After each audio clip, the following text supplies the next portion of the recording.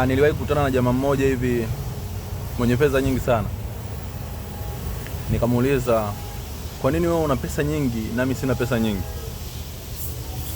Akanambia, mdogo wangu, kuna vitu vinawatofautisha matajiri na maskini. Na pia ukiona mtu ana pesa nyingi kukuzidi, jua kuna vitu anavijua wewe huvijui, na kuna vitu anavyo wewe huna. Akanambia kuna vitu viwili ambavyo vinawatofautisha matajiri na maskini. Kitu cha kwanza, mtu tajiri ana maarifa ambayo wewe huna. Ana uthubutu ambayo wewe huna. Kuna vitu anavijua ambavyo wewe huvijui.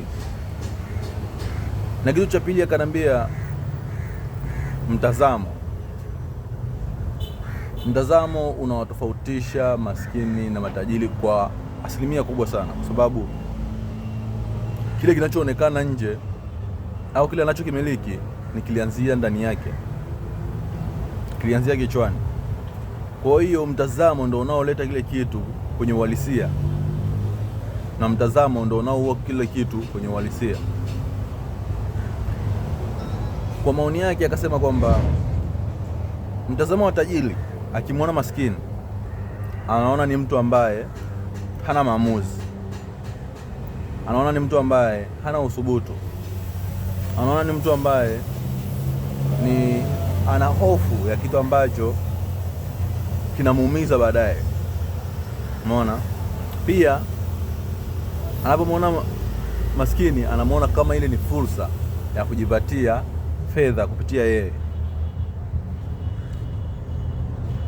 Huo ni mtazamo wa tajiri.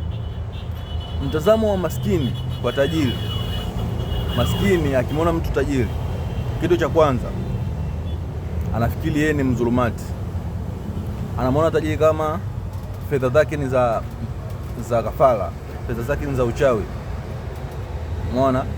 Pia maskini anapomwona tajiri anamwona kama ni mtu mbinafsi. Kwa kanambia, mdogo wangu, akaniuliza swali kwamba, mdogo wangu, kati ya hiyo mitazamo miwili ni mtazamo upi ambao unaona uko sahihi?